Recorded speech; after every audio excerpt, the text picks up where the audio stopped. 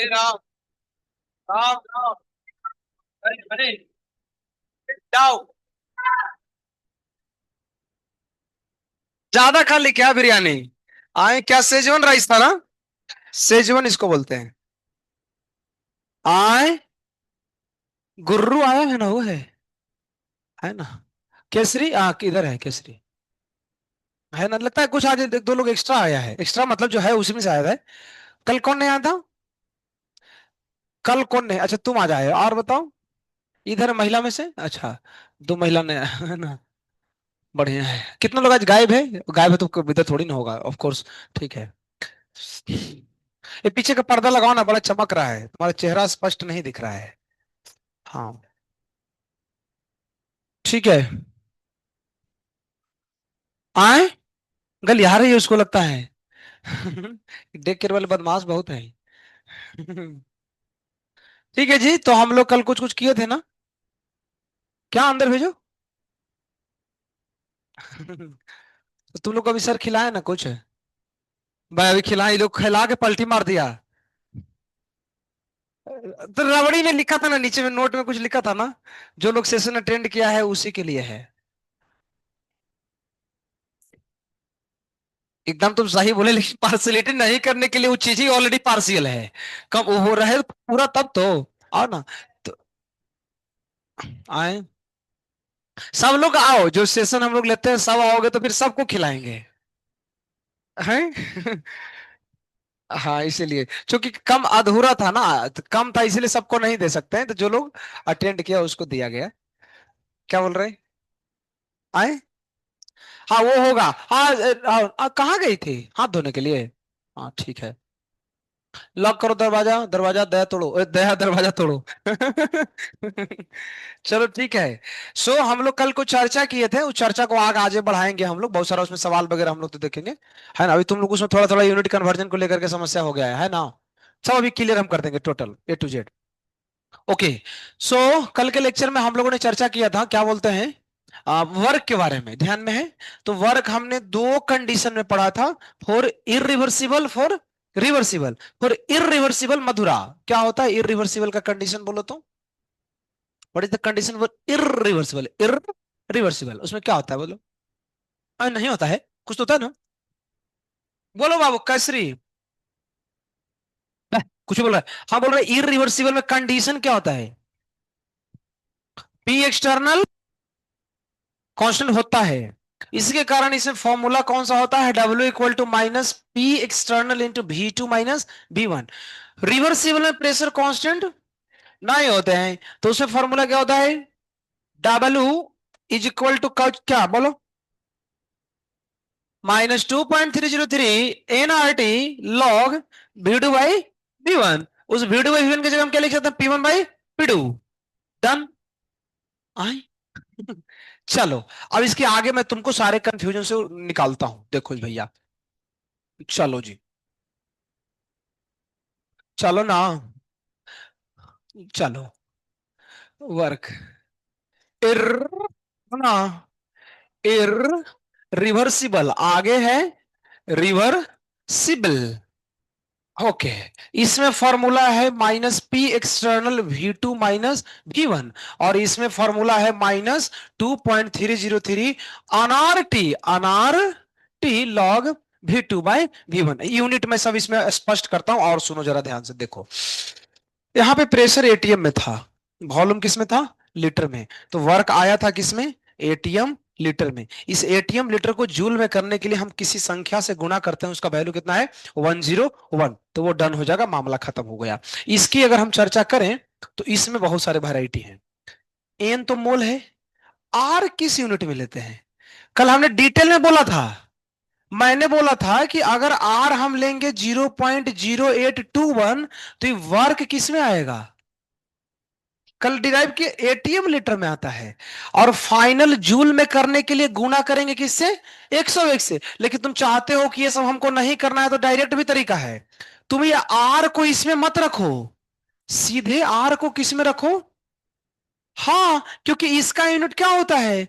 Joule पर मोल पर kelvin. इसका मतलब अगर हम आर इसी में रखेंगे ना, तो बाद में 101 गुना करने वाला जो झंझट है वो झंझट खत्म हो जाएगा। तो तरीका दोनों सही है, 0.08 भी सही है, लेकिन उसमें लास्ट में 101 से गुना करना पड़ता है। तुम अगर डायरेक्ट 8 रख दोगे ना 8.3 में, तो सीधा आंसर किस में आ जाएगा, जूल में। तुम्हारे पर डिपेंड करता है कैसे करना चाहते हो, मैं बोलता हूं ऐसे ही करो, है ना, क्यों हम फालतू में 101 से फिर से गुना करने जाए। क्लियर है? ओके, यहां तक समझ में आया, कोई इसमें समस्या नहीं है। चलो तो हम सवाल यहां से एक एक करके चर्चा करते हैं, और फिर तुम बताते जाना, सारा डाउट हो जाएगा क्लियर। मैं क्वेश्चन लिखता हूं, चलो आओ जाओ, ठीक है, कॉपी में सारे सवाल नोट करेंगे। चलो कैलकुलेट करते हैं। क्वेश्चन नंबर 1, है ना। कल यूनिट कन्वर्जन के जितने सवाल तुमको प्रॉब्लम दे रहे थे, मैं तुम्हारी जानकारी के लिए बता दूं, वो सिर्फ सीईटी में आते हैं। जेई में यूनिट कन्वर्जन के सवाल नहीं आते हैं। जेई में यूनिट कन्वर्जन जूल और किलो जूल आता है, लेकिन सीईटी में, इसलिए बोलते हैं सीईटी निकालना बहुत डिफिकल्ट है, इसलिए सीईटी के बैच हमने अलग से बनाए हैं। पता है ना, सीईटी अलग क्यों बनाया गया। कई लोगों को लगता है कि तुमको जेई निकलना ही नहीं, सीईटी बहुत डिफिकल्ट है, इसलिए उनको स्पेशल केयर करने के लिए सीईटी बैच बनाया गया है। वैसे जेई निकालना आसान है, नहीं तो तुम देख लो जेई के क्वेश्चन में दूंगा, उसमें यूनिट कन्वर्जन नहीं होते, नॉर्मल जूल किलो जूल। इसका यूनिट कन्वर्जन बहुत खतरनाक है, सीईटी के पेपर में देखो, चलो metre cube DM cube litre सब कुछ दिया है, ऐसा नहीं आता है जेई में, ध्यान रखो। ठीक है, तो यूनिट को लेकर ज्यादा टेंशन नहीं लेना है, हम सवाल अभी करते हैं। इसलिए जेई जो है ना, वो सस्ते में हो रहा है, ले लो। ठीक है, आओ calculate work done if gas expand against constant external pressure, constant external pressure of 2 atm। Question थोड़ा जल्दी हम लिखेंगे, क्योंकि हम सवाल ही ज्यादा कराएंगे, इसलिए मैं तुमको पीडीएफ में दिया हूं, ताकि हम सवाल ज्यादा कर सके, है ना। Calculate work done if gas expand against constant external pressure of 2 atm from 2 litre to 10 litre, 2 litre to 10 litre at cost, at लिखने की जरूरत नहीं, चल लिख देते हैं, एट 25 डिग्री सेल्सियस। चलो सोचो तो कैसे बनाओगे, बनाकर दिखा दो, 1 मिनट का क्वेश्चन है।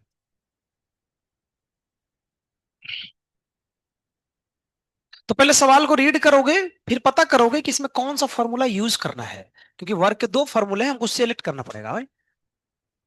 -16, ठीक है, ठीक ही तो लग रहा है, लगता है ठीक ही होगा, तुम अच्छा आदमी हो, अच्छा कर रहे होगे। ठीक है, देखो प्लस आ गया, जा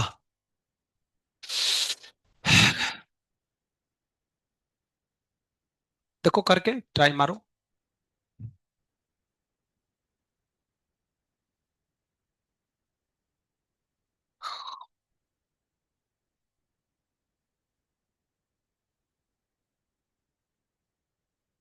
फॉर्मूला कौन सा लगेगा बताओ, हैं?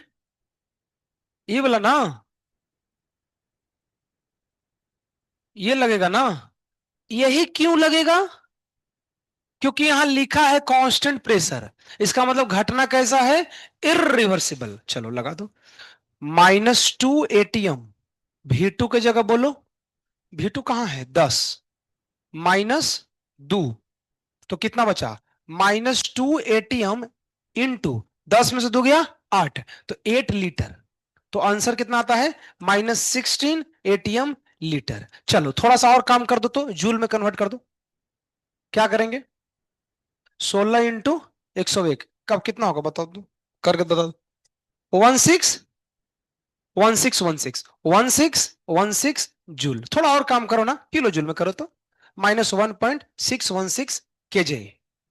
कर सकते हैं, ओके, ठीक है, आगे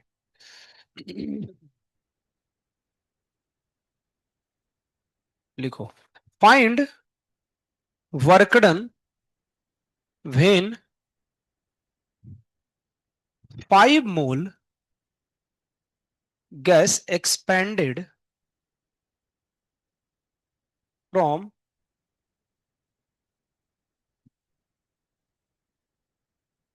expanded from 5 metre cube to 0.25 metre cube, मत लिखो 5 लीटर लिखो, 5 litre to 0.2 metre cube against, against against छोड़ो, irreversibly, irreversibly at pressure of 2 atm। चलो बताना तो इसको।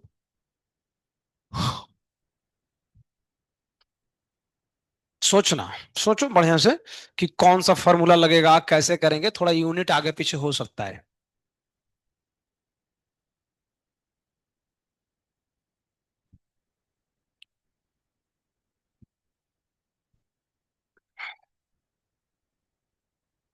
नमस्ते नरसिंहाय।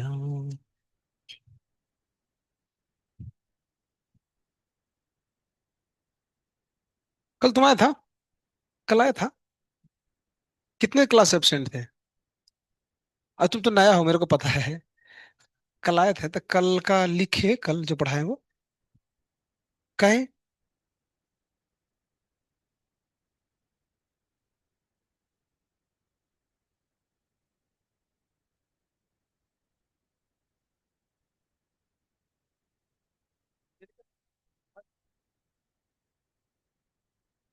हेलो। आए। देखना, मैच करना, सही तो लग रहा है।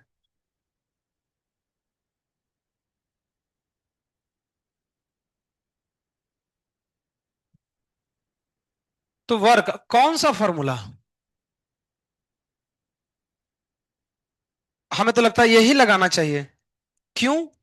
क्योंकि लिखा ही है साफ, इरिवर्सिबली एक्सपेंशन किया है, यानी प्रोसेस इरिवर्सिबल है, तो ये लगेगा। चलो चालू करो तो। प्रेशर की जगह रखो 2 atm।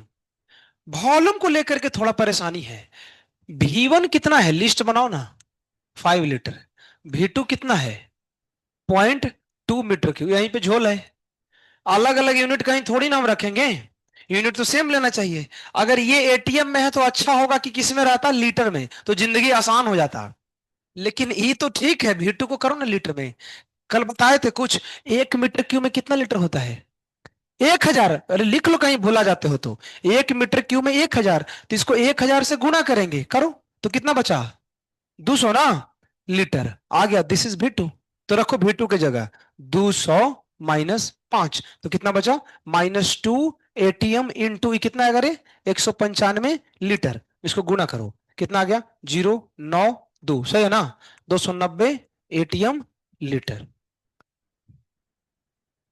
अच्छा, 3 आएगा ना? हाँ 3 आएगा, हाँ सही है। ओके।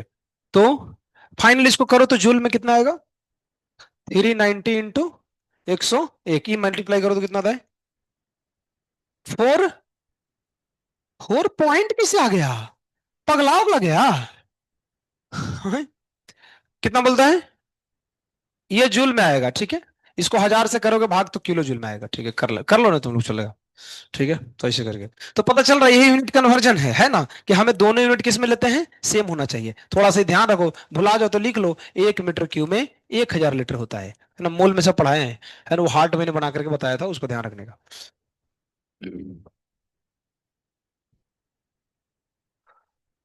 अगला, calculate work done when 2 mole gas compressed reversibly from 5 atm pressure, 5 atm to 10 atm at 25 degrees Celsius. Also comment on sign of work done। इस वर्क का साइन कैसा होगा? एक कल हमने साइन कन्वेंशन बताया था। ओके, तो ये क्वेश्चन अभी रहने दो, यहां तक ही सॉल्व करो। 2 मिनट का है, लिखा है ऑलरेडी, पीडीएफ में लिखा होगा, कई लोग छापा भी होगा उसमें से।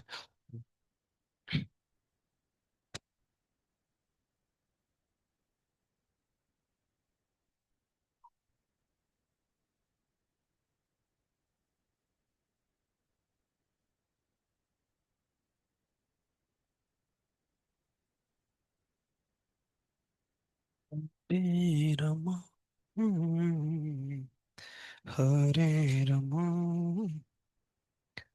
रामा रामा, हरे हरे।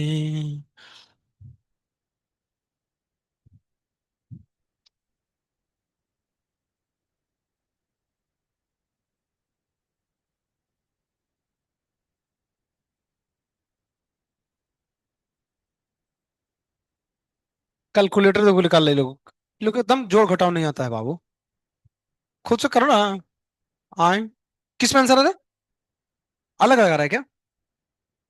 करना इतना करना पड़ेगा, इतना आता है जी। बढ़िया है। मैं करता हूँ, मेरे को आंसर थोड़ी ना पता है। हमने इसी रैंडमली डेटा दिया है ना, अपन को आंसर थोड़ी याद है। पहले तो क्या कहते हैं कि यार पीछे बहुत गर्म लगता है, देखो पीछे से तो पार्टी चल रहा है इधर। बाप, पूरा ये लोग हनीमून पार्टी मना रहा है। पूरा खाना पीना लेके आया है। खतरनाक है। देखो, इसमें कौन सा फॉर्मूला लगेगा पहले ये बताओ। ये घटना कैसा है भैया? रिवर्सिबल, तो फॉर्मूला कौन लगेगा? डब्ल्यू इक्वल टू बोलो ना, -2.303।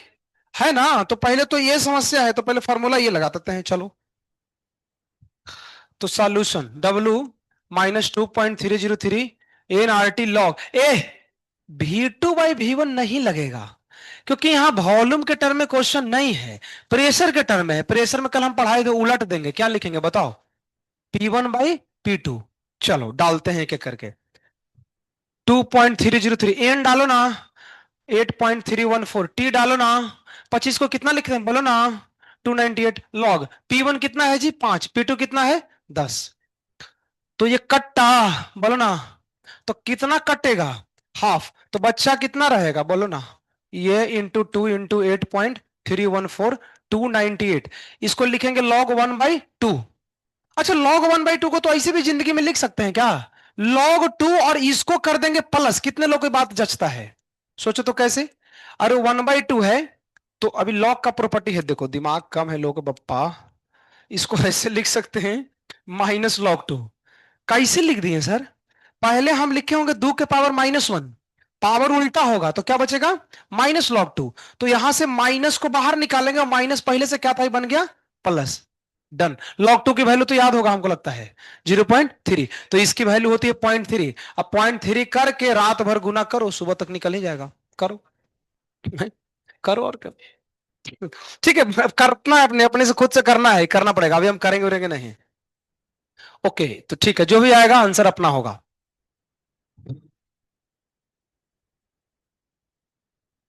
ठीक है, कर लो, टैब से चेक कर लो, कैलकुलेटर से जो भी आता है। अरे सब गुना कर देंगे, जो वही आंसर है, खत्म। लिख लो सब लोग।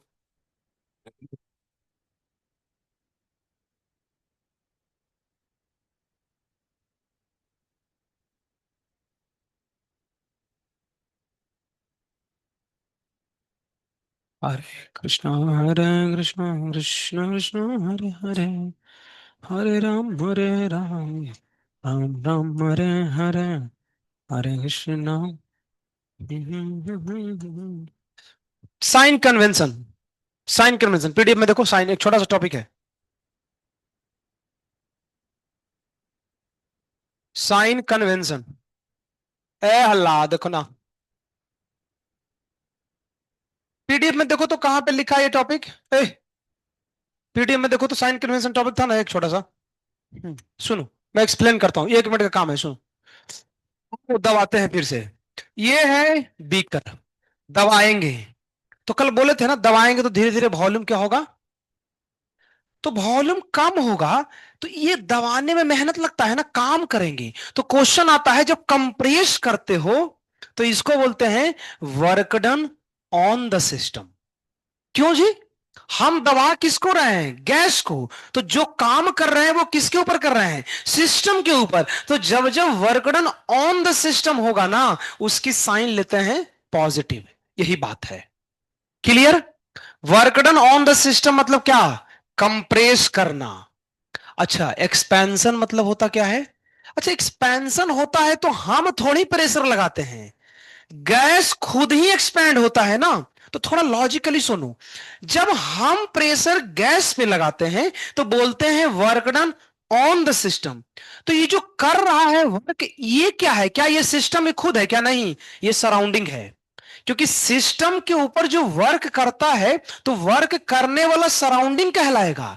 तो इस स्टेटमेंट को उलट के भी हम बोल सकते हैं ऐसे, work done by the surrounding. सोचो, work done by the surrounding, तो ऑन द सिस्टम, क्योंकि सराउंडिंग करेगा किसके ऊपर, सिस्टम के ऊपर, तो गैस धीरे धीरे क्या होगा, कंप्रेस होगा, तो वहां पे आने वाले वर्क क्या होते हैं, पॉजिटिव। उलट के बोलो, work done by the gas भी तो हो सकता है ना। जब गैस एक्सपैंड करता है ना, तो गैस पिस्टन के ऊपर धक्का देता है, यानी ये वर्क सराउंडिंग के ऊपर हो रहा है, क्योंकि गैस इस बार वर्क कर रहा है। तो जब work done by the gas होता है ना, इसको निगेटिव बोलते हैं। तो ध्यान रखना, ऑन द गैस मतलब ऑन द सिस्टम तो प्लस, बाई द सिस्टम, लेकिन बाई द सिस्टम किसके ऊपर, सराउंडिंग के ऊपर, तो वो क्या होगा, निगेटिव। दूसरा बात आता है हीट में, heat absorb by the gas, यानी गैस यानी सिस्टम ने हीट को एब्जॉर्ब किया है, तो क्यू क्या होगी, पॉजिटिव। और फिर लिखेंगे ऐसे, heat release by the gas, तो कहां गया होगा, सराउंडिंग के पास चला गया होगा, तो ये क्या होगा, निगेटिव। ओवरऑल कंक्लूजन इतना ही है कि जब जब सिस्टम के भीतर अगर कुछ जा रहा है ना, तो प्लस है, और उससे बाहर आ रहा है तो माइनस है। Work done on the system plus, heat gain by the system plus, उसका उलट दो, heat release by the system negative. चाहे फिर ऐसे बोलो, work done by the system, by the system मतलब वर्क सिस्टम के द्वारा किया गया है, तो सिस्टम के द्वारा किस पे किया गया, सराउंडिंग के ऊपर, तो उसमें क्या लेते हैं, निगेटिव। यही चार बातें लिखी हैं, पढ़ करके देखो उसको, उसको साइन कन्वेंशन बोलते हैं, वो ध्यान रखना है। जब जब सिस्टम के ऊपर हो तो प्लस, कुछ भी हो तो प्लस, सिस्टम के ऊपर कुछ भी हो प्लस, सिस्टम से बाहर जाए तो माइनस, काम खत्म। तो थोड़ा टेक्निकल है, इसको ध्यान रखना। हाँ ठीक है, देख लो, सही है ना जी, ओके, बढ़िया। आई डाउट है क्या, ठीक है। अब इसको सवाल में हम लोग देखेंगे ना, तो पता चलेगा, अभी आगे सब सवाल अभी आगे आएगा, अभी तो इसका नहीं आएगा, ये बाद में आता है क्वेश्चन, ठीक है। तो इतना बात तुमको हम बताएं, साइन कन्वेंशन, साइन कन्वेंशन के बाद कुछ और लिखा है बताओ।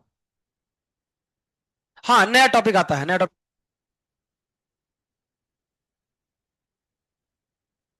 हेलो, हाँ ठीक है, देखो सवाल कराता हूं, रुको तो, ये वो सीटी वाला क्वेश्चन खोलो, तो सीटी वाला कल वाला खोलो, तो एक क्वेश्चन मैं कराया था उसको, ठीक है। ये लोग बोल रहा है आंसर ही नहीं आता है, खत्म आदमी एकदम है। ला, कोई खोला है, लिखा ना, हाँ ला, चलो लिखो, देखो ये सवाल था, क्वेश्चन नंबर थर्ड, गिवन मैं लिख रहा हूं सीधा सीधा, क्वेश्चन नहीं लिखेंगे। मोल क्वेश्चन में दिया है, देखो बोर्ड पे देखो, ब्लैक बोर्ड पे देखो, है ना। वॉल्यूम V1 कितना है, 5 मीटर क्यूब, V2 कितना है, 1 dm क्यूब, टेम्परेचर कितना है, 300 केल्विन, प्रेशर कितना है, 100 कप्पा, कप्पा मतलब पप्पा, है ना। पूछा क्या है, वर्क डन। चलो लो जी, ये पढ़ने से क्या पता चल रहा है, कौन सा प्रोसेस होगा बताओ, रिवर्सिबल की इरिवर्सिबल, रिवर्सिबल लोग, अरे भैया जहां प्रेशर की एक वैल्यू दी है, वो प्रेशर कांस्टेंट होगा ना, तो इरिवर्सिबल होगा, तो फॉर्मूला कौन सा लगेगा, irreversible, formula irreversible. P external V2 minus V1, चलो डालो ना, आओ चलो, तो पी के जगह कितना लिखें बताओ, पी के जगह लिखते हैं, कितना लिखें, थोड़ा कन्वर्जन है थोड़ा सा, 100 कप्पा को 1000 से गुना करो, तो कितना बन गया, पास्कल।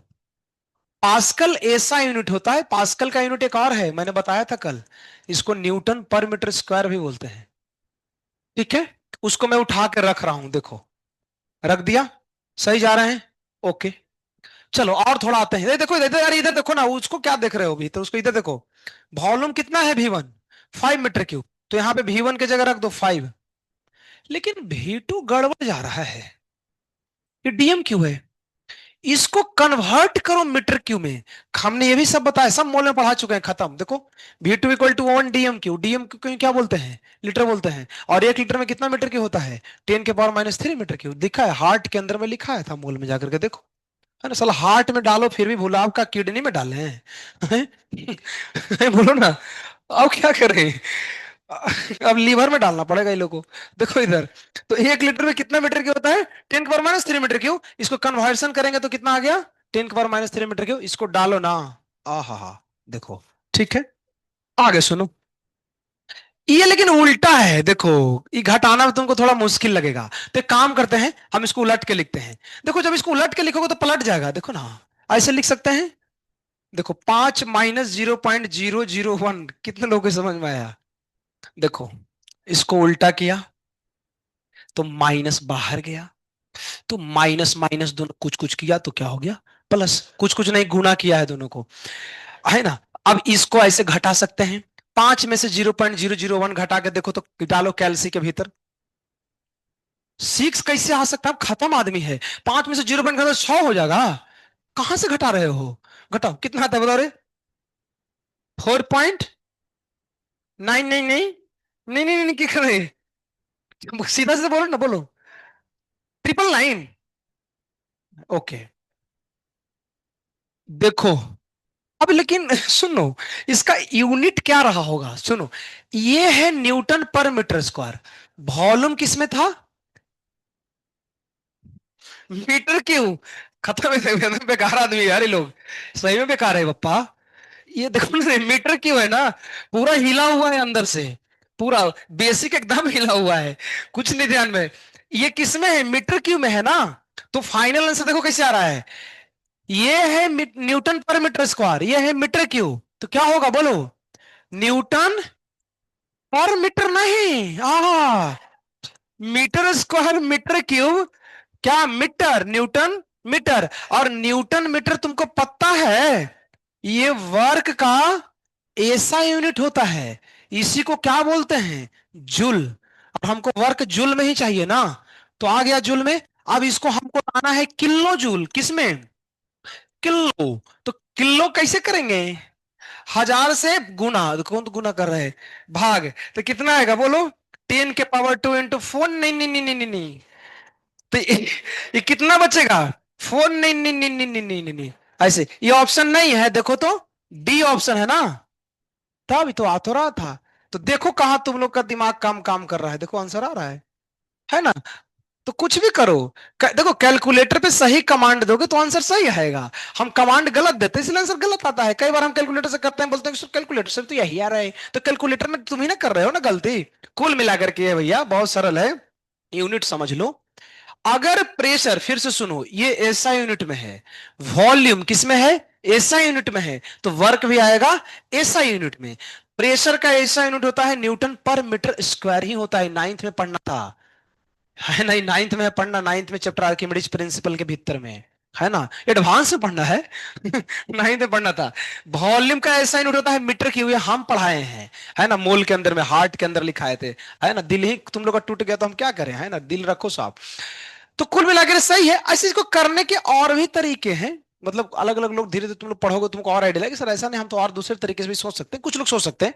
एक तरीका ये है ना, कि कुछ लोग प्रेशर को चाहे ना तो उनको एटीएम में कन्वर्ट कर ले, और वॉल्यूम को चाहे तो लीटर में कर ले, दोनों को। तो फाइनल आंसर किस में आएगा? एटीएम लीटर में। और उसको 101 से गुना करके हम ला सकते हैं जूल में, और 1000 से भाग करके कर सकते हैं किलो जूल में। लेकिन ये बोकागिरी है। हमको जब पता है कि जूल में लाना ही है, तो जूल ऐसा यूनिट है ना, फिर हम एटीएम लीटर में क्यों लेकर के जाए?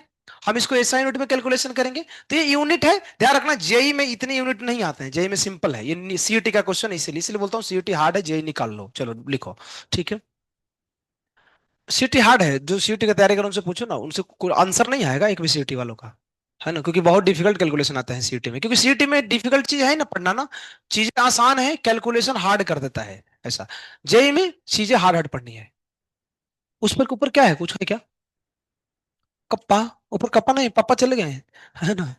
देखो लिखो, छापो।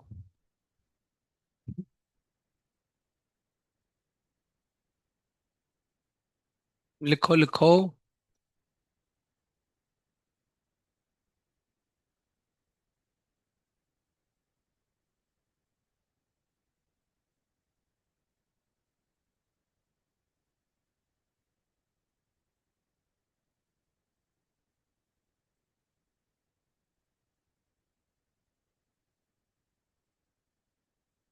हरे राम। हम्म, तो तुम लोग पुराने साल पे कोई घर जा रहे हो? कल पुराना साल खत्म हो रहा है, बहुत दुख की बात है ना। 31 कल आ गया। आए। और 2026 में तो दुनिया खत्म हो जाएगा। जो करना है कल भर कर लो। है ना। है ना। शादी उदी कर से एक दिन में निपटा सकते हो। 26 में तो खत्म ही हो जाएगा फिर। है ना। तो कुछ कुछ करो। 2026 में कब खत्म होगा दुनिया, उसका कोई टाइम वगैरह दिया है? 3 तारीख को। तो तुम लोग का पेमेंट हो गया है सभी 10 सरिता में ना? पेमेंट कर देना, ठीक है। मरने से मरने से पहले पेमेंट कर देना, दिक्कत हो जाएगा फिर। ठीक है ना।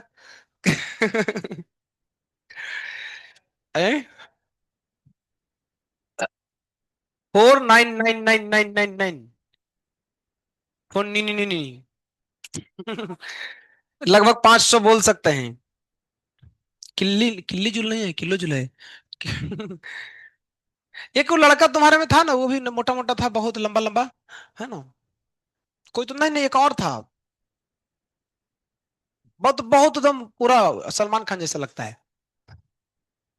B6 में चला गया, नहीं B6 में तो मैं नहीं था वो। अरे इसी में है इस।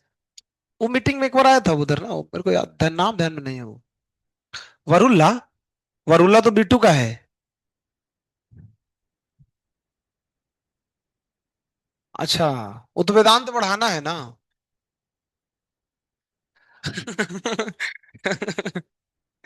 चलो जी। चलो ना।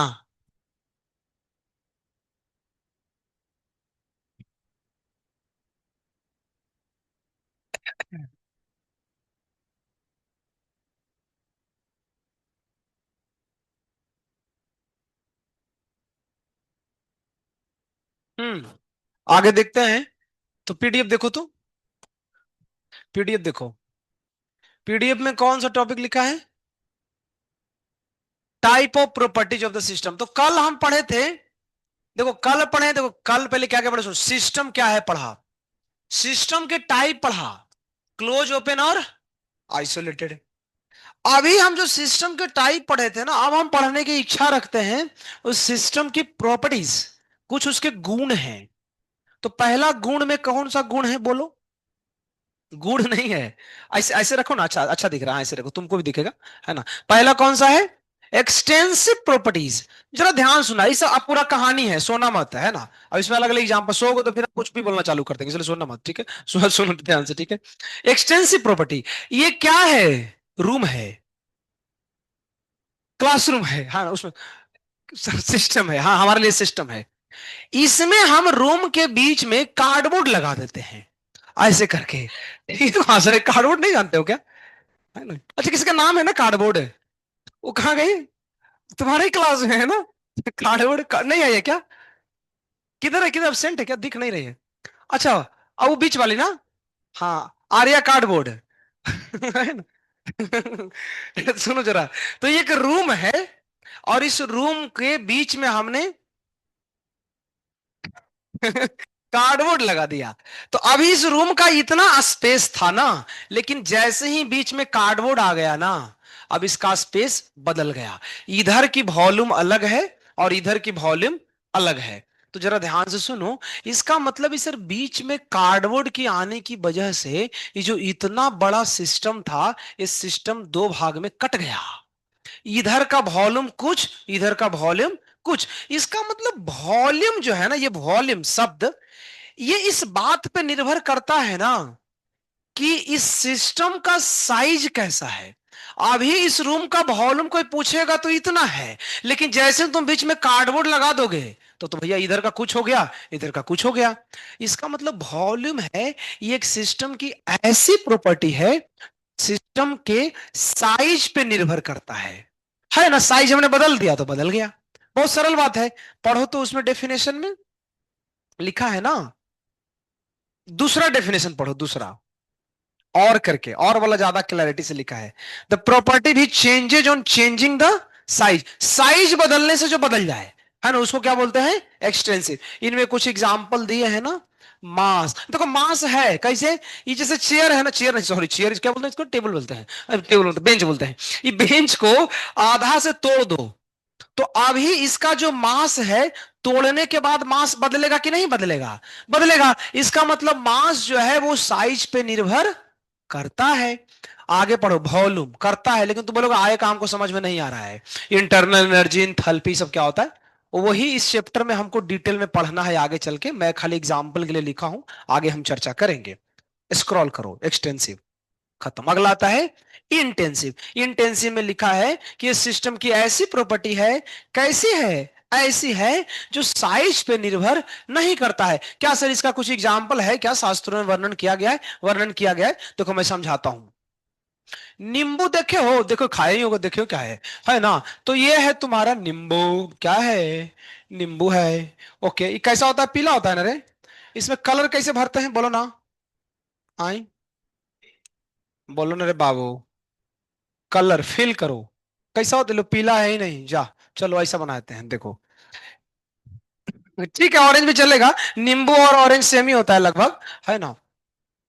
तो ये है नींबू, ठीक है जी।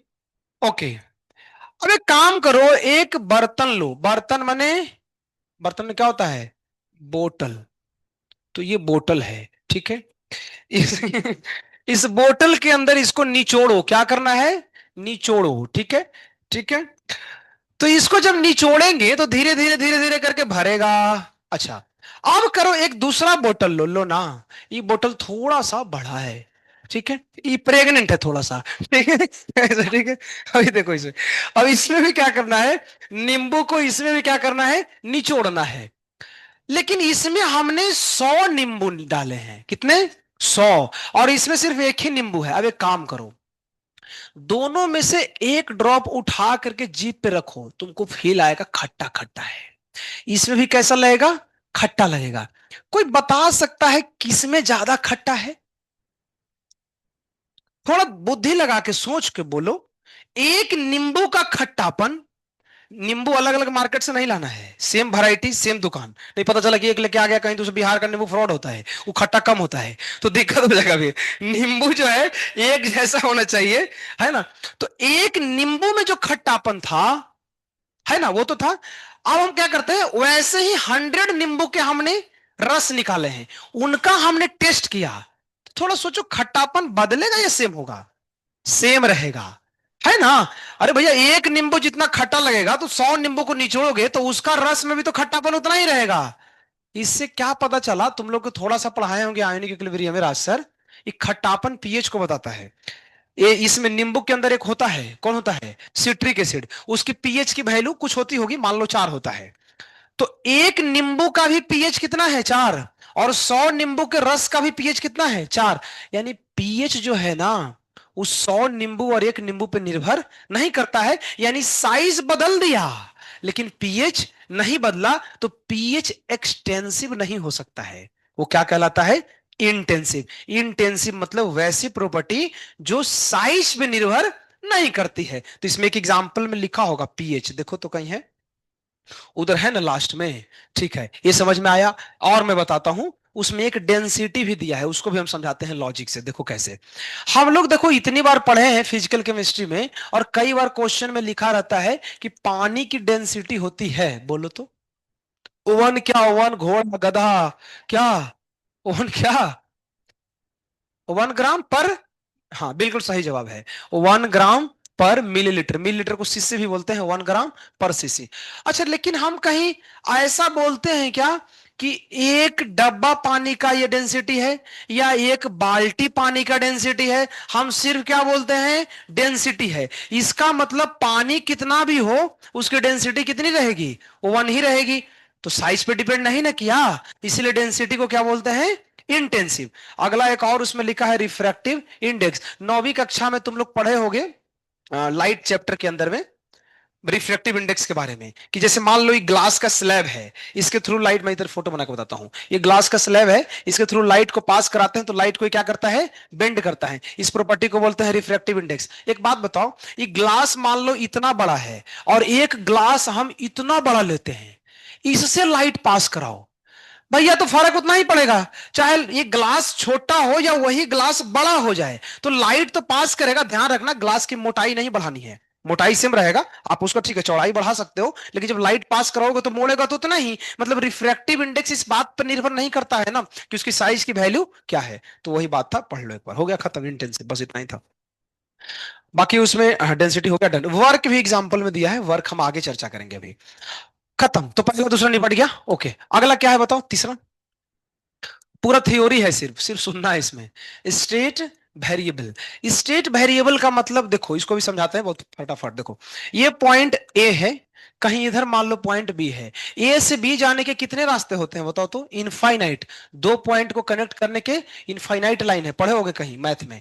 तो देखो, एक तरीका है सीधा चले जाओ, एक तरीका है थोड़ा ऊपर से जाओ, दूसरा तरीका है थोड़ा नीचे से जाओ, चौथा तरीका है ऐसे ऐसे ऐसे ऐसे ऐसे ऐसे कैसे ऐसे और यहां पहुंच जाओ। ये भी तरीका है। तो तरीके तो बहुत सारे हैं ए से बी के बीच में जाने में, लेकिन जो स्टेट वेरिएबल प्रॉपर्टीज होते हैं वो निर्भर करता है इनिशियल और फाइनल पॉइंट। हम कैसे कैसे गए हैं ना, इसको इससे लेना देना है ही नहीं। मतलब तुम ऐसे जाओ ऐसे जाओ ऐसे जाओ कैसे भी जाओ, लेकिन इनिशियल और फाइनल अगर सेम है तो there will be no any change. इसको बोलते हैं स्टेट वेरिएबल प्रॉपर्टीज में कुछ एग्जांपल है, पढ़ो तो क्या लिखा है। Internal energy, enthalpy, entropy, gives free energy और वॉल्यूम। इसमें तुमको कुछ नहीं पता चला होगा क्योंकि अभी हम लोग सब पढ़ेंगे थर्मोडायनेमिक्स में, ये सारे टर्म डिटेल में पढ़ने हैं, तो अभी सिर्फ जानकारी के लिए है ना। आगे बढ़ते हैं। पाथ वेरिएबल नाम से ही क्लियर है, अगर ये स्टेट है तो पाथ वेरिएबल वो होगा जो पाथ पे डिपेंड करता होगा। यानी हम अगर अलग अलग पाथ से जाएंगे तो इसकी वैल्यू भी क्या होगी, अलग अलग होगी। और इसके दो ही एग्जांपल है, कौन है देखो। तो इसका मतलब ये परीक्षा में तो पक्का आएगा, क्योंकि दो ही है, उसके बाद ओनली भी लिखा है देखो। मतलब पाथ वेरिएबल में दो ही एग्जांपल होता है, वर्क और हीट। तो आ सकता है क्वेश्चन एग्जाम में कि which of the following is path variable. तो पूरे ऑप्शन में ढूंढना दो ही लोगों को, वर्क को और हिट को। इसके अलावा दुनिया में कोई पाथ वेरिएबल होता ही नहीं है। लेकिन तुम्हारे मन में यहां पे डाउट आ गया, डाउट को चर्चा करते हैं बैठ करके, सुनो। तुम फिजिक्स में कुछ और पढ़े हो। फिजिक्स में तुम पढ़े हैं कि वर्क का फॉर्मूला होता है एफ एस कॉस थीटा, और work F S S displacement है, और डिस्प्लेसमेंट डिपेंड करता है इनिशियल और। तो फिर ये पाथ इंडिपेंडेंट कैसे हुआ? यहां तो लिखा है पाथ डिपेंडेंट के एग्जांपल में है ना, देखो। तो गड़बड़ हो गया। फिजिक्स में तो पढ़े थे कि वर्क होता है वो पाथ पे डिपेंड नहीं करता है, वो इनिशियल और फाइनल पॉइंट पे डिपेंड करता है। यहां देखो पाथ वेरिएबल के एग्जांपल में लिखा है वर्क को, इसको तो स्टेट वेरिएबल में होना चाहिए। तो हो सकता है तुमको सर पढ़ाए होंगे डिटेल में। वर्क कौन सर पढ़ाए थे? विकास सर? नहीं, विकास सर कहां से पढ़ाए होंगे? विकास सर वर्क पढ़ाए थे, हाँ वर्क ही पढ़ाए होंगे। अच्छा, अच्छा ठीक है, कोई पढ़ाए थे तो क्या मतलब है। ओके, तो वर्क तुम लोग पढ़े होगे। तो उसमें एक चीज पढ़ाए होंगे ना कि वर्क जो होता है ना, वो दो प्रकार की फोर्स की वजह से होता है। पहला होता है कंजर्वेटिव फोर्स, और दूसरा होता है नॉन कंजर्वेटिव। हम जो फिजिक्स में जनरली जो वर्क पढ़ते हैं ना, वो कंजर्वेटिव फोर्स के कारण पढ़ते हैं। और ये जो थर्मोडायनेमिक्स में वर्क पढ़ रहे हैं केमिस्ट्री के अंदर में, ये कंजर्वेटिव फोर्स के कारण वर्क नहीं है, ये नॉन कंजर्वेटिव है। नॉन कंजर्वेटिव कौन होता है, कोई एग्जांपल दे सकते हो?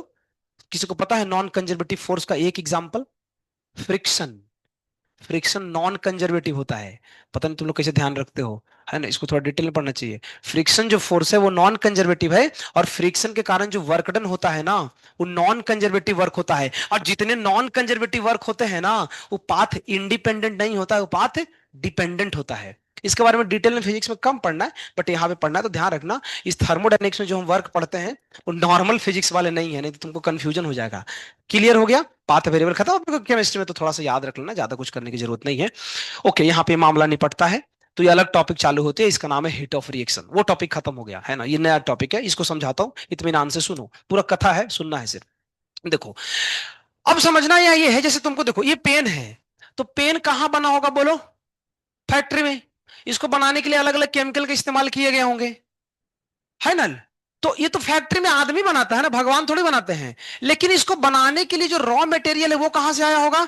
नेचर से आया होगा। तो नेचर में जो भी चीजें बनता है ना, उसको भगवान बनाते हैं। तो क्वेश्चन ये आता है कि जब भगवान ने सृष्टि की रचना की, इस पूरी दुनिया की रचना की, तो रचना जब करते हैं भगवान ने, किसी चीज को बनाते हैं, तो कोई भी चीज बनता है ना, उसमें एनर्जी स्टोर होता है। और उस एनर्जी को बोलते हैं हीट ऑफ रिएक्शन। इसका डेफिनेशन नीचे लिखा है, पढ़ो तो, नीचे लिखा है थोड़ा सा, है ना वहां पे देखो लिखा है, HOR, हीट ऑफ रिएक्शन, पढ़ के देखो तो ऐसे होगा। When any substance form either in open or closed system, then energy is stored in substance is known as HOR, heat of reaction। यानी कोई भी सिस्टम, कोई भी सब्सटेंस जब बनता है तो उसमें एनर्जी स्टोर होती है, उस स्टोर होने वाले एनर्जी को क्या बोलते हैं? Heat of reaction. फिर से ऊपर जाओ, है ना। लेकिन उस हीट ऑफ रिएक्शन में दो वैरायटी है, देखो ऐसे किया है, तुमको दिख रहा होगा लेफ्ट साइड में लिखा है, जब सिस्टम क्लोज है तो उसको क्या बोलते हैं? Internal energy. और जब सिस्टम ओपन है तो इंथैल्पी। मतलब ऐसे समझो, जब जब सिस्टम क्लोज होगा, अब तुम बोलोगे सर क्लोज सिस्टम क्या होता है, हमने केमिकल में भी पढ़ाया है, तुम भूल गए, ली चटलियर प्रिंसिपल के दौरान पढ़ाया था। क्लोज सिस्टम ओपन सिस्टम, उसमें भी लिखा है, ओपन क्लोज सिस्टम का मतलब होता है प्रेशर कांस्टेंट नहीं है, और ओपन सिस्टम का मतलब प्रेशर कांस्टेंट है। कैसे? फिर से एक बार मैं रिकैप कर देता हूं। देखो, जब बोतल खुला हुआ है तो उसके ऊपर जो प्रेशर लगता है वो बाहर का एटमोस्फेयर लगता है, और एटमोस्फेयर के प्रेशर कितने होते हैं? 1 एटीएम, तो वो कांस्टेंट होगा ना।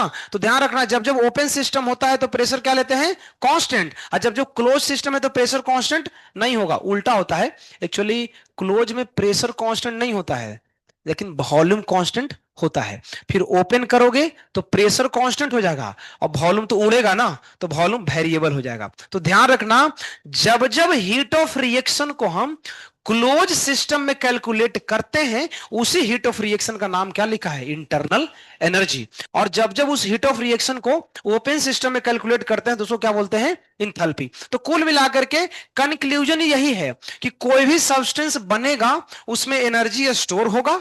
वो एनर्जी दो तरीके से होंगे, क्लोज सिस्टम तो उसका नाम दे देंगे इंटरनल एनर्जी, ओपन सिस्टम तो उसका नाम दे देंगे इंथैल्पी। तो अभी जो ऊपर हमने इंटरनल एनर्जी इंथैल्पी बताया था, उसकी क्लैरिटी थोड़ा मिला है कि सर इंटरनल एनर्जी कुछ और नहीं है, एनर्जी ही है जो स्टोर होता है, कब? जब क्लोज सिस्टम हो। इंथैल्पी क्या है? ये भी एनर्जी है, लेकिन ये तब की है जब सिस्टम क्या हो? ओपन हो। ये क्लियर होता है? नीचे जाओ थोड़ा सा, है ना। नीचे जाओगे तो फिर डिटेल है दोनों का, देखो डिटेल में एक का डिटेल है, दूसरे का नहीं है। क्यों नहीं है? इंथैल्पी की डिटेल हम आगे पढ़ते हैं, एक दो लेक्चर बाद आता है, मे भी कल या परसों आएगा वो। तो हम पहले इंटरनल एनर्जी को पढ़ते हैं। अब इंटरनल एनर्जी को मैं फिर से एक्सप्लेन करता हूं, पूरा थ्योरी है, तुम लोग को सुनते जाओ सिर्फ, फिर आगे न्यूमेरिकल आएगा। देखो, अगर कोई भी चीज बन रहा है ना, चलो ये मान लो हमारे पास पेन है, ठीक है, ये पेन है, कलम है ना, इसको जब ये बनेगा तो इसमें हमने बोला कि जब भी ये क्लोज सिस्टम में बनता है तो इसमें जो एनर्जी स्टोर होती है इसको बोलते हैं इंटरनल एनर्जी। अब हमसे एक सवाल पूछा जाता है कि इंटरनल एनर्जी को कैलकुलेट कैसे करते हैं? तो बोलेगा कि इंटरनल एनर्जी कैसे कैलकुलेट, इसके अंदर की एनर्जी को सबको नाप लो। लेकिन अंदर की एनर्जी हम नापेंगे कैसे, इसको समझने की जरूरत है। देखो, कोई भी सिस्टम के अंदर में कई प्रकार की एनर्जी पॉसिबल हो सकते हैं। देखो, हमने फिजिक्स में अलग अलग जगहों पे पढ़ा है कि पार्टिकल है वो ट्रांसलेशनल मोशन करते हैं ना, ट्रांसलेशनल मोशन फिजिक्स में पढ़े हो, जो सीधा मोशन करता है उसको ट्रांसलेशनल बोलते हैं। तो उस मोशन के कोरेस्पॉन्डिंग एनर्जी होती है, उसको बोलते हैं काइनेटिक एनर्जी। होता है ना जब मोशन में होगा तो इस पार्टिकल के अंदर काइनेटिक एनर्जी हो सकता है। अच्छा, इसके अंदर जो एटम है ये वाइब्रेट भी तो करता है ना, तो वाइब्रेशन के कारण भी एनर्जी होगा, उसको बोलते हैं वाइब्रेशनल एनर्जी, शॉर्ट में बोलते हैं ईवी, इसको बोलते हैं ई एक के। इतना ही नहीं, हमने तो ये भी पढ़ा है कि एटम के अंदर जो इलेक्ट्रॉन है ये घूमते रहता है, तो इलेक्ट्रॉन घूमने के कारण भी एनर्जी होता है, और इसको बोलते हैं इलेक्ट्रोस्टैटिक एनर्जी, पढ़ोगे फिजिक्स में भी। तो देखा जाए तो एक मैटर के अंदर में कई प्रकार के एनर्जी होते हैं, और सबका एनर्जी अगर हम ऐड कर दें उसी को क्या बोलते हैं? Internal energy. और इंटरनल एनर्जी का सिंबल होता है यू, उस पीडीएफ के लास्ट में देखो लिखा होगा, पीडीएफ को थोड़ा और स्क्रॉल करो। अच्छा, इसमें नहीं लिखा है क्या? नहीं लिखा है, लिखा है बीच में, हाँ ऊपर लिखा है, ऊपर में लिखा है, ठीक है। और उसमें लिखा है कि इंटरनल एनर्जी कई सारे एनर्जी का सम है। देखो क्या क्या लिखा है, काइनेटिक है ना, और क्या क्या है बताओ, वाइब्रेशनल एनर्जी, और क्या है, रोटेशनल एनर्जी, ऐसे डॉट डॉट डॉट लिखा है। इसका मतलब यह हुआ कि एक सिस्टम की जो एनर्जी है वो कई छोटे छोटे, जैसे एक छोटा सा एग्जांपल ऐसे समझ लो, मान लो कोई पूछे कि विद्या सरिता का नेट टर्नओवर कितना है एक साल का, तो वो डिपेंड करता है कि एक एक स्टूडेंट मिलकर के कितना पैसा देता है ना। तो उसी प्रकार इसकी जो टोटल एनर्जी है वो इस बात पे निर्भर करता है कि इसके भीतर में जितने प्रकार के एनर्जी है सबको क्या करो, ऐड करो। बट एक समस्या आ गया, समस्या ये खड़ा हो गया कि हमको पता कैसे चलेगा ये सब वैल्यू, ये प्रैक्टिकली निकालना बहुत मुश्किल है। तो इसीलिए उसमें एक पॉइंट लिखता है कि इंटरनल एनर्जी कई सारे एनर्जी के सम तो हैं, लेकिन इसको हम कैलकुलेट नहीं कर सकते हैं। उसको पढ़ो पूरा लाइन को, तीन उसमें लाइन दिया है, पढ़ो तो। इंटरनल एनर्जी के सारे लाइन को पढ़ो। ये इतना बात है।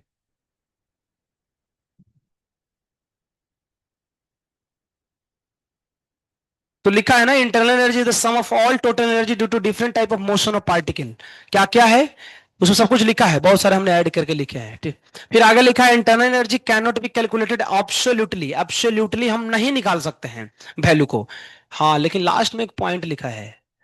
अच्छा, माने यू निकलेगा नहीं, लेकिन डेल्टा यू, तो ये तो खराब बात है ना। अरे भैया, डेल्टा यू का मतलब होता क्या है, U2 - U1। जब यही नहीं निकलेगा तो ये कैसे निकलेगा, ये भी क्वेश्चन है। उसको सॉल्व करने के लिए अगले पेज पे जाओ, कुछ बहुत बड़ा हेडिंग होगा, फर्स्ट लॉ ऑफ थर्मोडायनेमिक्स, यहां से मेन टॉपिक चालू होता है। एक्चुअल में यू नहीं निकलता है, डेल्टा यू निकलता है। लेकिन डेल्टा यू भी कैसे निकलता है, तो एक लॉ है, उसको बोलते हैं फर्स्ट लॉ ऑफ थर्मोडायनेमिक्स। और फर्स्ट लॉ ऑफ थर्मोडायनेमिक्स कहता है ना कि तुमको एक हम अल्टरनेट तरीका बताएंगे जिससे तुम डेल्टा यू को निकाल सकते हो। तो अल्टीमेटली हमारे लिए ये फॉर्मूला इंपॉर्टेंट है। तो आज के लेक्चर का सबसे इंपॉर्टेंट यही हमारे लिए है, क्या, first law of thermodynamics. First law of thermodynamics क्या कहता है कि अगर तुमको डेल्टा यू निकालना है तो दो चीज को ऐड कर दो, क्यू और डब्लू। क्यू कहलाता है हीट और डब्लू कहलाता है वर्क। और डेल्टा यू को बोलते हैं चेंज इन इंटरनल एनर्जी। इसको लिख सकते हैं U2 - U1। बट अगेन ध्यान रखना, ये U2 और U1 निकलता उकलता नहीं है, ये सिर्फ क्या निकलता है, चेंज निकलते हैं। और चेंज निकालने के लिए हम क्या करते हैं, Q1 और Q2 को हम क्या करेंगे, ऐड कर देंगे, तो वो निकल जाएगा। Q हीट होता है और डब्लू वर्क होता है। तो कुल मिलाकर के यू तो नहीं निकाल सकते हैं, डेल्टा यू निकाल सकते हैं। और डेल्टा यू कैसे निकाल सकते हैं, by using first law of thermodynamics. और उसका फॉर्मूला हम याद रखेंगे Q+W। उसमें लास्ट में एक पॉइंट लिखा है, डेल्टा यू किस पे डिपेंडेंट है, टेम्परेचर। मतलब अगर टेम्परेचर बदलेंगे तो ये वैल्यू हमारी बदल सकती है। अब एक छोटा सा सवाल है, देखते हैं कितने लोगों को ध्यान में है। नहीं, रुको, तो इसमें है कहाँ है, नहीं नहीं, अभी तो आया ही नहीं है, नहीं अभी नहीं सवाल आया, इसके आगे है। ठीक है, ये कल खत्म होगा, तो तुम फार्मूला याद रख लेना, डेल्टा U Q+W। ये कब यूज आएगा, कल की कक्षा में आएगा, कल से हम सवाल करेंगे इसके आगे। भी थोड़ा सा और थ्योरी है वो पढ़ते हैं, बहुत थ्योरी इसमें, स्टार्टिंग में पूरा थ्योरी ही जाता है। ठीक है, इसमें तो मेरे को उस सारे बैच में पढ़ाने में 3 लेक्चर लग गए थे, पूरा लिखाते लिखाते पूरा थ्योरी। अच्छा होगा तुम्हारा 2 लेक्चर में हो गया। ठीक है, करते हैं थर्मोडायनेमिक्स प्रोसेस। कितने कितने हैं टोटल, काउंट करो तो। उसमें लगता है कि 2 पढ़े हुए हैं, देखो तो, कौन वाला, लास्ट के दोनों देखो तो, छठा और सातवां हो गया है ना। तो हमको पढ़ना है कितना, 5, फटाफट 5 मिनट में हो जाएगा। देखो एक एक लाइन का है। साइक्लिक प्रोसेस देखो क्या है, ये देखो, मान लीजिए सर यहां पॉइंट ए है, कोई प्रोसेस स्टार्ट हुआ, ठीक है, और वापस फिर कहां पे पहुंच गया, ए पे। तो कोई घटना जहां से शुरू वहीं पे खत्म, उसको क्या बोलते हैं, साइक्लिक प्रोसेस। अच्छा, साइकिल होने के लिए ये चक्का होना जरूरी है क्या, गोल, नहीं नहीं नहीं।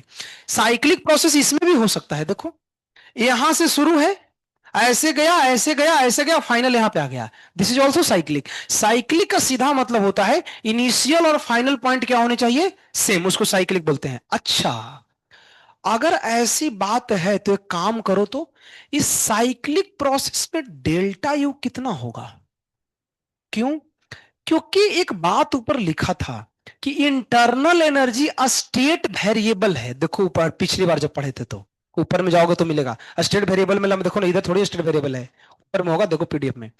तो स्टेट वेरिएबल में हमने एक बात बोला था कि जो स्टेट वेरिएबल होते हैं उसका इनिशियल और फाइनल पॉइंट, नहीं सेम कोई जरूरी नहीं है, वो इनिशियल और फाइनल पॉइंट पे डिपेंड करता है। और अगर कोई प्रोसेस साइक्लिक है तो उसका इनिशियल और फाइनल सेम होगा, तो फिर उसका चेंज कितना आएगा, 0। इसीलिए साइक्लिक प्रोसेस के अंदर डेल्टा यू क्या होते हैं, 0। फिर आगे क्या लिखा है, डेल्टा एच भी क्या लिखा है, 0। डेल्टा एस भी क्या है, 0। तुम बोलोगे सर ये तो समझ में आया है, ये तो अभी तक पता ही नहीं चला है, वेट करो, आगे पढ़ेंगे ये सब 0 क्यों होता है। कुल मिला के इतना तो पता चला कि कोई स्टेट वेरिएबल को साइक्लिक के अंदर डालोगे तो स्टेट वेरिएबल डिपेंड करता है इनिशियल और फाइनल पॉइंट पे। और साइक्लिक में इनिशियल और फाइनल सेम होता है, इसलिए उसकी वैल्यू कितनी आएगी, 0। इसी को बोलते हैं साइक्लिक प्रोसेस। खत्म। इधर थ्योरी है, तुम लोग जा करके बैठ करके आधे घंटे बहुत अच्छे से रिवाइज करना, सोच सोच करके। सेकंड टॉपिक आता है इसमें, क्या लिखा है पढ़ो तो। आइडिया, आइडिया बेटिक। इसमें देखो क्या बात लिखा है, छोटी सी बात है, कुछ ज्यादा नहीं है। Delta U Q plus W first law of thermodynamics है। इसमें अगर तुम क्यू की जगह 0 लिख दोगे तो इसको क्या बोलते हैं, आइडियाबेटिक। काम खत्म। यानी जब जब क्यू की वैल्यू कितनी हो, 0, तो इसको क्या बोलते हैं, आइडियाबेटिक। तो कल एग्जांपल दिए थे ना थर्मल बॉटल वाला, उसके अंदर हीट एक्सचेंज नहीं होता है, तो क्यू की जगह 0 रख देंगे, तो 0 रखोगे तो बचेगा क्या, देखो तो डेल्टा यू किसके बराबर आएगा, डब्ल्यू। तो ये जेई में क्वेश्चन पूछा हुआ है, which of the following equation represent adiabatic process. तो आइडियाबेटिक में क्यू की जगह क्या रख देंगे, 0। यहां 0 रखोगे, डेल्टा यू किसके बराबर हो गया, डब्ल्यू। खेल खत्म, आगे बढ़ो। आइडियाबेटिक के बाद कौन सा है बताओ उसको, आइजो थर्मल। आइजो थर्मल नहीं, नहीं आ, अच्छा आइजो थर्मल ही है, ठीक है ठीक है चले। तीसरा है आइजो थर्मल। चलो इसमें भी कुछ पॉइंट लिखा है, पढ़ो तो।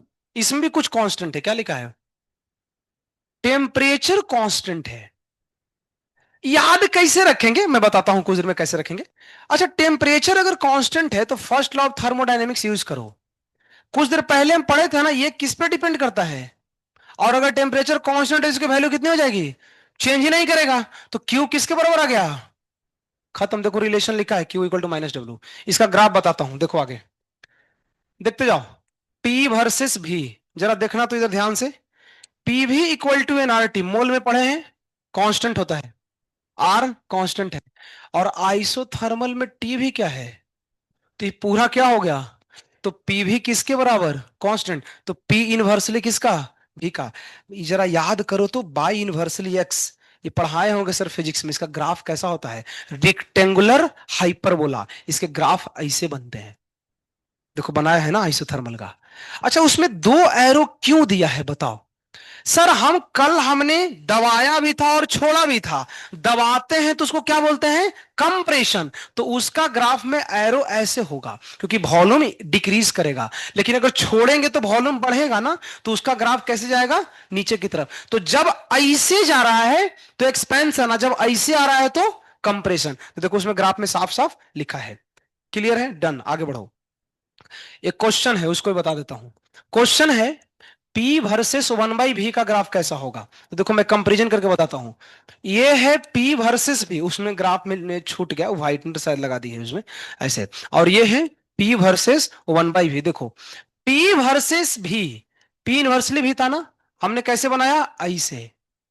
उसको कैसे बनाएंगे, देखो यही मैथमेटिक्स है भैया, यही जेई यही है, देखो जेई खेल जाता है। अगर तुम P वर्सेस 1/v देखोगे ना, देखो ये दोनों में बहुत अंतर है। ये है कि P भी के साथ इनवर्स रिलेशन है, भी बढ़ेगा तो P घटेगा, तो उसको ऐसे बनाते हैं। लेकिन ये वर्सेस ये का मतलब कुछ और है, ये इसके साथ इनवर्स नहीं है, क्या है, डायरेक्ट रिलेशन है। और इसका ग्राफ ऐसे बनेगा सीधा। मतलब यहां पे बोलता है कि अगर ये बाई है तो ये क्या है, पूरा एक्स है, तो इसका ग्राफ सीधा ऐसे बनाएंगे। वो सीधा ही बनाया हुआ, उस लिखने में गलती कर दी, नहीं उसने पूरा काट दिया है। तुम लोग ड्रॉ कर लो कहीं पे कॉपी पे, इसका ग्राफ ऐसे था। और इसमें भी एरो ऐसे बनेगा, है ना। ये एरो किसको रिप्रेजेंट करेगा, देखो ये ऊपर जा रहा है तो धीरे, अच्छा तो थोड़ा बताना तो, ये एरो कंप्रेशन का है कि ये एरो कंप्रेशन का है, सोच के बताना। देखो देखो देखो देखो, धीरे धीरे क्या बढ़ रहा है, भी न, वॉल्यूम बोल रही है। ये प्रेशर तो छोड़ो ना यार, ये वॉल्यूम बढ़ नहीं रहा है, देखो ना वॉल्यूम घट रहा है, क्यों, 1/v बढ़ रहा है, तो वॉल्यूम घट रहा है ना। तो ऐसे का मतलब क्या है, कंप्रेशन है। और ऐसे का मतलब नीचे मतलब क्या होगा, एक्सपांसन। तो ये लिख लेना बात। इसमें अगर ग्राफ में ऐसे दिए हैं इसका मतलब कंप्रेशन है, नीचे की तरफ है तो एक्सपेंशन है। तो ये ग्राफ है, यही है जेई थर्मोडायनेमिक्स, सबसे जेई का हिट टॉपिक है ना, हिला देता है इसमें। अभी ऐसे सवाल आएंगे ना जेई में, बहुत खतरनाक आते हैं, मेंस में भी बहुत खतरनाक आता है। तो बहुत दिमाग लगाना पड़ेगा इसके ग्राफिकल क्वेश्चन को। मैथमेटिक्स बहुत अच्छा होना चाहिए इसमें, इसमें डिफरेंशिएशन इंटीग्रेशन सब है। तुम अगर उतना पढ़ना चाहोगे तो पढ़ाएंगे, अदरवाइज वो टॉपिक काट देंगे इसमें से, बहुत डिफिकल्ट जाता है। देखते हैं तुम्हारा रिस्पॉन्स कैसा आता है है ना, कैसा तुम सीखते हो, क्योंकि अभी तो बेसिक चल रहा है, आगे देखना इसके पीडीएफ में पूरा इंटीग्रेशन डिफरेंशिएशन डाला हुआ है, तो वो तभी पढ़ाएंगे जब तुम एक्सेप्ट कर पाओगे, अदरवाइज हम उसको फिर काट देंगे ऐसे करके। तो इसमें है मैथमेटिक्स, क्योंकि रीजन क्या है, इसमें पूरा फिजिक्स लगता है, तो इसमें अगर तुमको इक्वेशन वगैरह नहीं आएगा ना, तो इक्वेशन बहुत दिक्कत होता है समझने में, तो थोड़ा थोड़ा है, फिर अभी तो बेसिक है, तो अभी तुम लोग कर लेना ऐसे करके। उसमें एक क्वेश्चन भी दिया है, देखो क्या दिया है बताओ, क्या लिखा है, log p versus log 1/v, वो होमवर्क है, तुम खुद से सोचना उसका ग्राफ वैसा क्यों बना है। ठीक है, एक लाइन दो लाइन और देख लो, इसको खत्म कर देते हैं। आइसोबैरिक प्रोसेस खत्म होगा, रीड कर लेना, ये कल से सवाल देखेंगे। आइसोबारिक, और अगला लिखा है आइसो कोरिक, चोरिक भी पढ़ते हैं, आइसो चोरिक। आइसोबारिक में क्या लिखा है, स्टेटमेंट पढ़ो तो, क्या कांस्टेंट है, प्रेशर, और इसमें क्या कांस्टेंट है, वॉल्यूम। तो देखो ग्राफ इसका हम बना दें, देखो तो बना देते हैं, देखो पी भी, प्रेशर कांस्टेंट, खत्म। वॉल्यूम कांस्टेंट होगा तो ग्राफ कैसे बनेगा, खड़ा कर दो, खत्म। ये खड़ा होने का मतलब बताता है वॉल्यूम कांस्टेंट है लेकिन प्रेशर चेंज हो रहा है, ऐसे का मतलब है प्रेशर कांस्टेंट है। ओके, लेकिन इन दोनों में देखो, हम फिर से फर्स्ट लॉ ऑफ थर्मोडायनेमिक्स को लाते हैं, देखते रहना उसको कॉपी में ध्यान से, ना गड़बड़ हो जाएगा। अगर प्रेशर कांस्टेंट है तो वर्क का फॉर्मूला कौन सा आता है बोलो तो, प्रेशर कांस्टेंट मतलब इरिवर्सिबल, तो वर्क का फॉर्मूला डालेंगे पी एक्सटर्नल डेल्टा भी, मतलब बाप रे बाप, वो सब जितना पढ़े हो ना, वो सब यूज हो जाएगा, एक एक चीज पूरा कनेक्टेड एक दूसरे से है। जरा देखना तो इसमें फॉर्मूला लिखता हूं, delta U Q plus W. ए देखो ना, इसमें तो वॉल्यूम चेंज ही नहीं हो रहा है, तो वर्क कितना आएगा, क्यों, पी डेल वी कितनी रहेगी, जीरो, तो डेल वी तो खत्म हो गया ना, तो क्यू प्लस जीरो, क्या बचा, डेल्टा यू, क्यू के बराबर। ये कई बार एग्जाम में आया है कि कौन प्रोसेस है जिसमें डेल्टा यू क्यू के बराबर होता है, वो कौन सा प्रोसेस है, आइसो, देखो बस बारीक है, आइसो कोरिक। याद रखने का भी तरीका है, देखो बारीक में कौन सा शब्द आता है, बार, तो इसलिए इसमें प्रेशर कांस्टेंट होगा, ऐसे याद रखना, ठीक है। बार मतलब प्रेशर का यूनिट है ना, इसलिए प्रेशर कांस्टेंट है, मैंने पता चला कि उल्टा हो गया, चला तो गड़बड़ हो जाएगा। और आइसोकोरिक में कौन होता है, कुछ नहीं है ना, मार देते हैं वॉल्यूम को, ठीक है। खत्म हो गया ना, देखो लास्ट, हाँ वहीं तक, आगे ये डिस्कशन कल के लेक्चर में होगा। कुल मिलाकर के हमने यहां तक कवर किया, इसको अच्छे से लिखो, पहले जाकर से लिखो, रीड करो, उसमें डाउट होता है वो पूछो, ठीक है। कल इसके सवाल होंगे पूरे लेक्चर में, पूरा कल बहुत सारे सवाल हम करेंगे इसका। हरे कृष्णा, खा पी लो।